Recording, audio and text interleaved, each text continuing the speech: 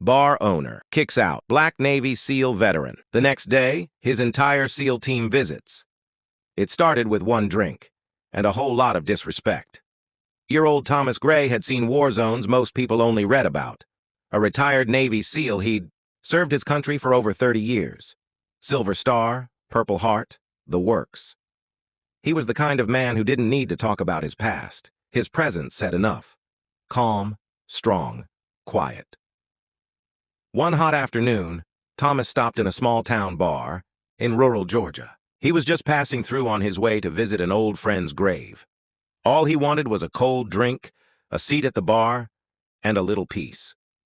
But what happened next? No one saw coming. The bar was dimly lit, all warm wood and the smell of stale beer. Neon signs buzzed faintly above dusty bottles, lined up like trophies behind the counter. A jukebox in the corner murmured the end of a country ballad no one was listening to. Regulars hunched over their drinks, quiet and tired, their conversations drowned in decades of routine. Thomas took a seat at the far end of the bar, his boots quiet against the scuffed floor. He was tall and broad-shouldered, dressed in a black coat still dusted with the day's road. He carried the weariness of travel, but his eyes were sharp, scanning the room with calm detachment. He nodded politely at the bartender, a younger man with close-cropped hair and a nervous energy.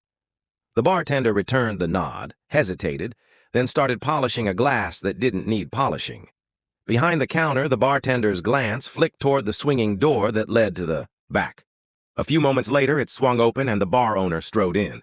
He was a tall man in his 50s, grizzled and heavyset, with a booming voice and a swagger that came from years of calling the shots in his own little kingdom. The owner's eyes landed on Thomas instantly. His expression soured, and his stride faltered for just a beat. He walked behind the bar, leaned in close to the bartender, and whispered something. The bartender's face stiffened.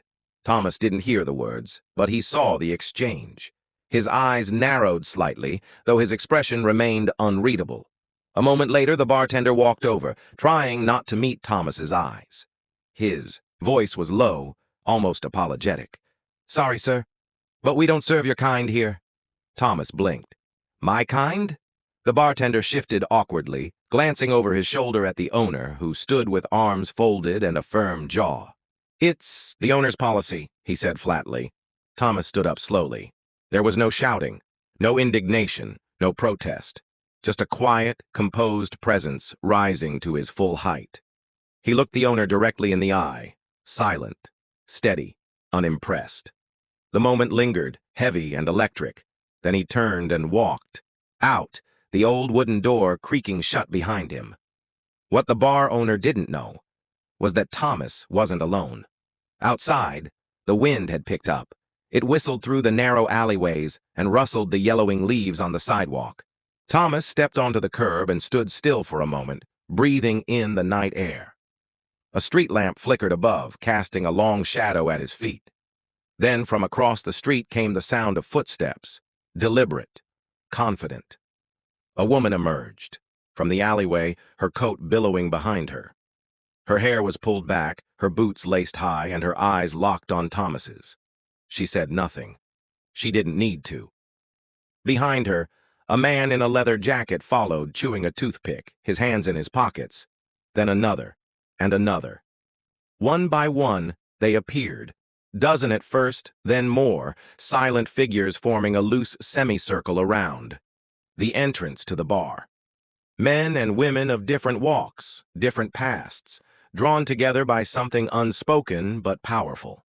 They didn't shout. They didn't brandish weapons. They just stood there, watching. Inside the bar, the owner chuckled to himself and poured a shot of whiskey. "Damn tourists," he muttered. He knocked back the drink, but when he turned to look out the window, his hand froze on the bottle.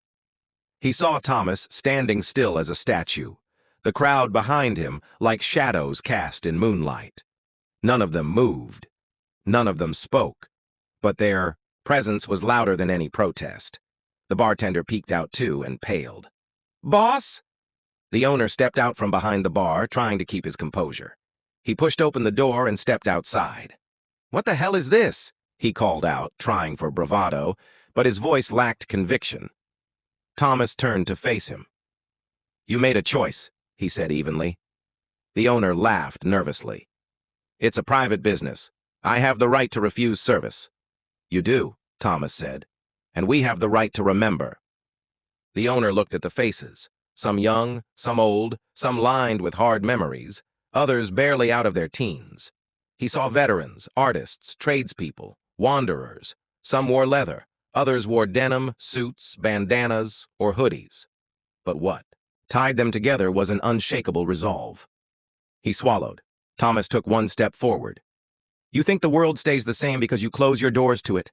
But the world is out here, changing, watching." "This a threat?"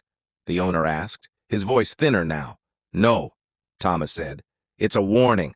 And with that, he turned and walked away. The crowd parted for him, then followed. No one looked back. The message had been delivered, not with violence but with presence. By morning, word had spread. The bar stayed empty that day. And the next. Some said it was a protest. Others said it was just karma. But those who'd seen it, who'd felt that moment when silence spoke louder than any chant, knew the truth. Thomas hadn't walked in for a drink. He'd walked in to remind them that the days of quiet discrimination were numbered, and that even if he walked alone, he would never stand alone. Thomas didn't post about it. He didn't call the news. He didn't complain online. No hashtags, no outrage, no viral video. He made one call. It was short, a single sentence, followed by silence on the other end. But that silence was enough, because the man who answered didn't need explanations. He knew the voice. He knew the weight behind it. By sunrise the next day, something strange began happening outside that dusty little bar on the edge of town. One by one, black SUVs began pulling into the gravel parking lot. Unmarked, quiet. The sun barely peeked over the hills as the engines shut off and doors opened. Men stepped out, tall, broad-shouldered, composed. Not just any men. These were SEALs. You could tell by the way they moved, deliberate, steady, purposeful. Their build spoke of training. Their eyes spoke of discipline. These weren't tourists, not wanderers. These were operators, warriors, and though each had his own story, his own life scattered across different states and time zones, they had one thing in common. Thomas. He was their brother. And when you mess with one SEAL, you don't get one man's response. You get the whole damn team. They didn't shout. They didn't bang on the bar's windows or demand apologies. They didn't even cross the street. They lined the sidewalk opposite the bar, arms folded across chests, eyes locked forward, silent, steady, watching. No signs, no slogans, just presence. And presence was enough. The bar owner noticed first, peeking through the blinds with a frown twisting into something more nervous by the minute. He called the police. The dispatcher asked if there was a disturbance. "No," the owner admitted. "They're just standing there." "Are they armed?" "No, but—" "Then there's no crime, sir." Click. Locals started whispering. A few drove by slowly, rubbernecking to catch a glimpse. Others stopped at the gas station across the street, watching from behind their coffee cups. Word spread faster than fire through dry brush. By mid-morning, half the town had heard the story. Some version of it, at least. Some said the bar had refused a veteran a drink. Others said it was about race. Some didn't know what to believe.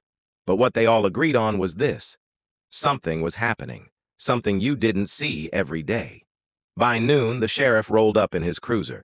He stepped out, looked at the line of men, then crossed the street. He recognized one of them from a charity event a few years back.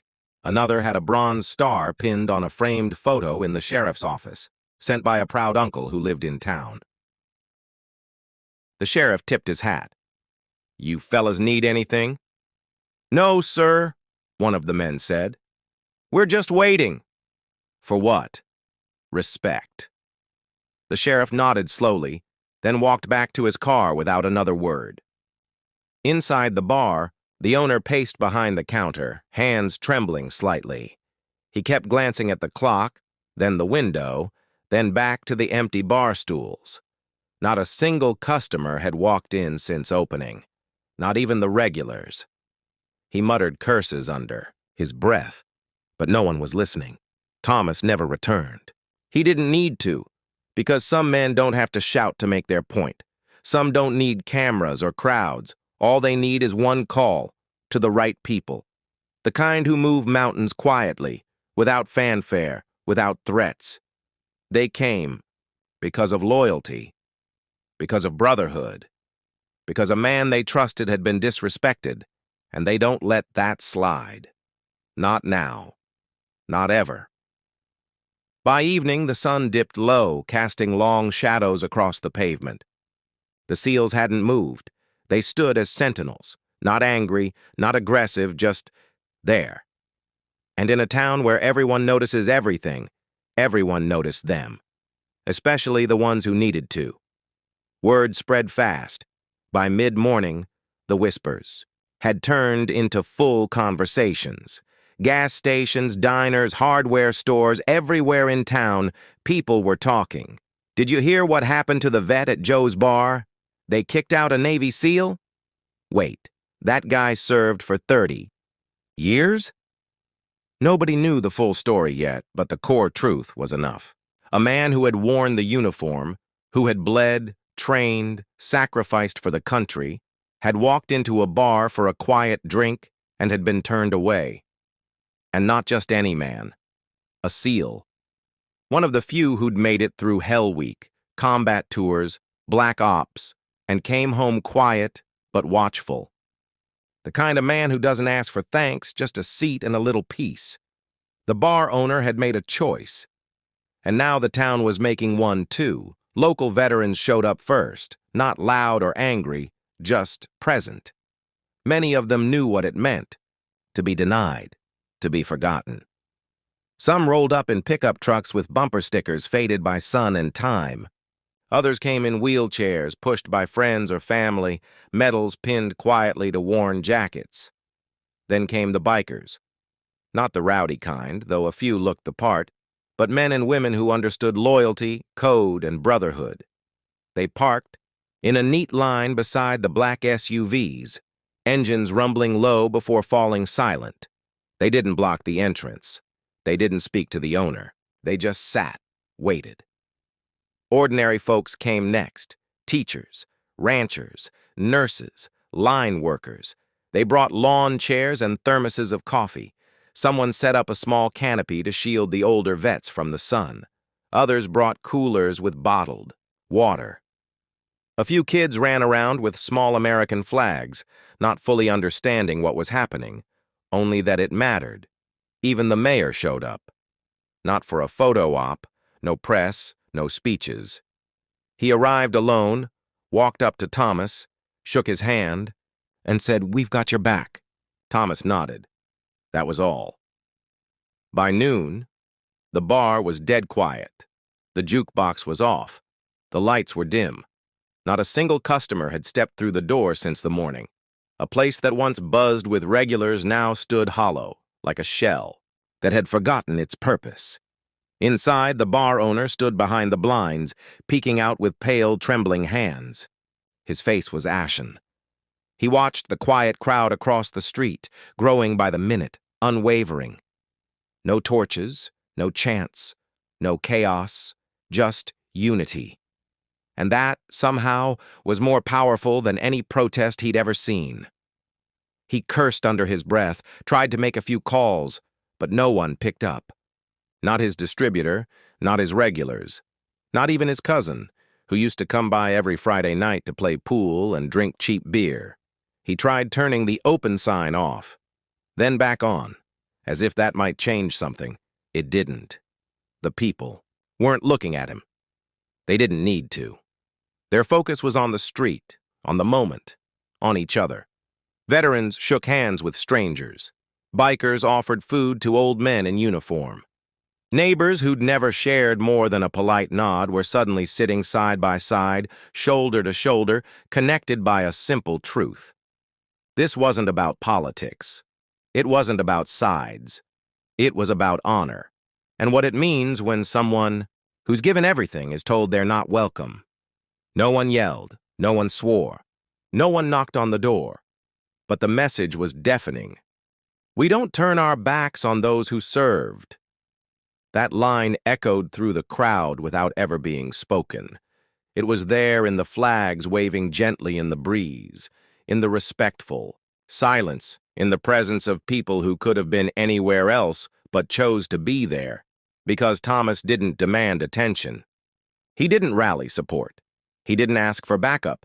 He simply made one call, and when the people who knew him, who respected what he'd given, what he represented, heard what happened, they made a choice too, to stand with him. And that, more than anything, was what the bar owner never expected. It wasn't about punishment. It was about principle. And when the town spoke, it didn't need a microphone. It didn't need a headline. It just needed a moment, a message, and it delivered, it loud and clear. By the third day, the bar closed temporarily. A new sign appeared in the window, printed neatly, taped from the inside. Closed for renovation. No explanation. No apology. Just 4 words that tried to cover a firestorm with a sheet of paper. But the town knew the truth. That place wasn't being renovated. It was retreating, reeling. The regulars had vanished. Suppliers had backed off. The name Joe's Bar had gone from a local hangout to a quiet example of what happens when principle meets pride. And pride loses, because something had changed, and everyone could feel it. The building still stood there, bricks and mortar, untouched, but its spirit, its place in the town, had been altered. People passed it without stopping. Some shook their heads. Others kept walking, unwilling to dignify the place with even a glance. That bar would never be the same. Not because it had been burned down or boycotted with rage, but because a simple truth had been revealed in a way that couldn't be ignored. As for Thomas, he didn't stay in the spotlight. He didn't parade the moment for praise or attention. He wasn't interested in revenge, and he never asked for an apology. He simply went on with his life. When a local paper reached out, he agreed to a short interview. Just a few questions, no cameras, no spectacle. They met him at the edge of town, near a small war memorial tucked behind the courthouse. He stood in front of the engraved names, hands in his coat pockets, eyes steady. The reporter asked if he was angry. Thomas shook his head. "I've been through worse," he said quietly.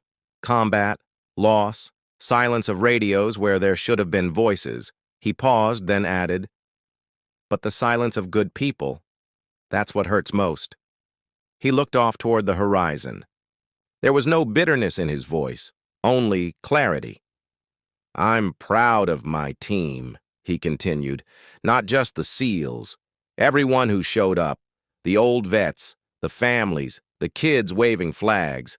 I'm proud of them, not for standing up for me, but for standing up for what's right." He didn't say more. He didn't need to, because that's the kind of strength you don't find in muscles or medals, but in values, in knowing when to be silent and when to show up, in knowing when to walk away and when to stand still so others can see what matters. And to this day, people in that town remember the moment, not for the bar that tried to shame a veteran, but for what came after, for the quiet resolve, the unwavering support. The silent line of brothers in black SUVs, arms folded, sending a message louder than any speech. We don't turn our backs on those who served. And the world, for a moment, got a lesson in respect from the most loyal brotherhood on earth. So the next time you see someone who looks different, talks different, or walks with the weight of battles you'll never understand, stop and think. That person might just be a hero. What would you have done if you were there that day? Let us know in the comments. And if this story moved you, hit that like button and subscribe for more true stories that deserve to be told.